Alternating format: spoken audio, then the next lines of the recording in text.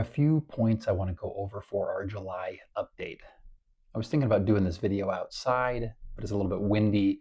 Decided to stay inside and cover, I think, 9 points I want to go over here. We've got inventory, we've got month supply of inventory, we've got a friction point I want to talk about, pending sales, days on market.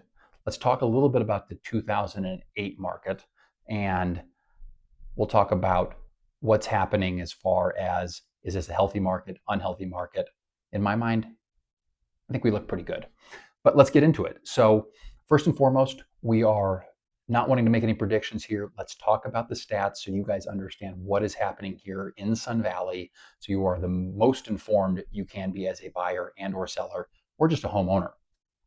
So let's talk about inventory. This thing is the number that I think I've paid the most attention to this year, and was really hopeful that we would see it climb and really come up from 2025 levels. I was very hopeful that we started to break out of low inventory numbers coming out of our 2020 through 2022 markets.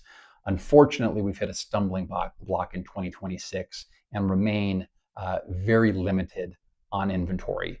Now, we are talking about the July market. As of the filming of this video, it is August. I do not see us catching up on any of those numbers from for the second half of this year. So inventory in my mind, I think, is going to remain relatively limited for the rest of this year. Let's talk about the months of supply. So what that means for you guys is, what type of market are we in? Are we in a buyer's market? Are we in a seller's market? Or are we in a balanced market? Now, funny enough, the numbers tell us we're leaning towards sliding out of a balanced market into what would be considered a buyer's market.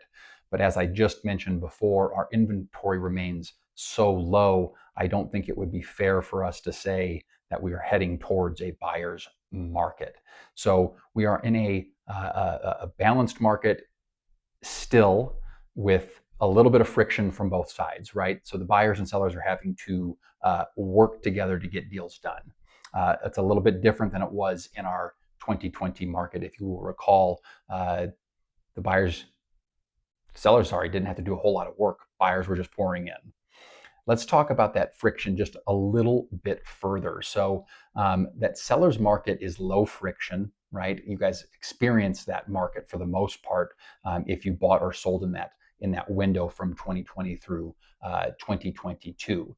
If you will recall, we saw multiple offers on many properties, and there was very little friction. The buyer was more than willing to potentially overpay from list price and waive certain contingencies in order to get a deal done. If we think about the balanced market, it creates just a little bit more friction in regards to not either side having the upper hand. And anytime we're trying to negotiate, I think we're always looking for the upper hand. So we are seeing a little bit more of that friction in our market right now. Pending sales, I will say, even though inventory has remained limited in scope this year, our pending has been really, really healthy, and it's been very consistent.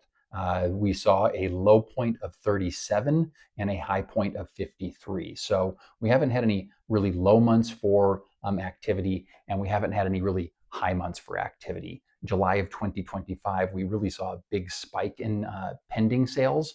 That was an anomaly. We've been very consistent this year, and I think that's a really, really good thing for all of us. So it means demand is in the market. Buyers are here, they're ready, they're willing and able to get things done. Days on market, July saw about 60 days on market, but for the entire year, we're dealing with about 120 days on market. So it's something to pay attention to. If you're listing your home, just know you kind of have that running in the background. As much as price comes into play, there is just the idea that it takes certain time to move certain properties. So on average this year, 120 days on market. The '08 market is interesting to talk about, because as I positioned and talked about how fast and fluid the seller's market of 2020 was, you see this opposite effect happened in 2008. I was not a homeowner in 2008, nor was I even in real estate in 2008. So it's interesting to think that from 2000 and call it 10 to now, we're 16 years removed from what was one of the most challenging real estate markets we've ever dealt with. And the amount of friction that was in that market is interesting. And I just want to call out, a seller's market is where the sellers are have the upper hand. A buyer's market is where the buyers have the upper hand. And this question or this thought does come up pretty frequently, where it's like, when is the market going to reset? When are we going to see prices fall? And nationally, that's a whole other question. Locally, it's really going to come down to inventory and demand, right? So inventory is low, demand stays stable, prices are going to remain where they are and remain at a stable level. But that buyer's market, we call it a buyer's market because it's the buyer's opportunity. But the fear of that market froze that market, and we didn't see anything happen within the real estate market for a number of years. So it's just interesting and worth noting that that friction that we feel is because we are in between a really fluid seller's market and what feels like we might be tipping towards a quote unquote buyer's market.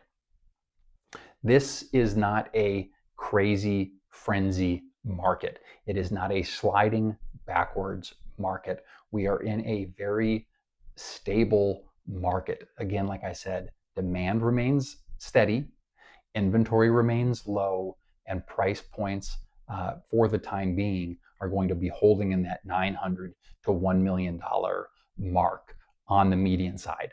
So worth noting here, we are heading into historically some of our busiest months for real estate, as our buyers who visit from afar come in and leave town. They begin to make decisions in October, September, and August months. So it's a time, if you are looking to buy, have the expectation that there might be a little bit more pressure on you in the next 90 days if history holds up. And if you're looking to sell, it could be a really interesting time to get on the market. Again, we do remain with very low inventory. So if you've got any questions, or if there's anything I can do to serve you and answer any questions that you might have,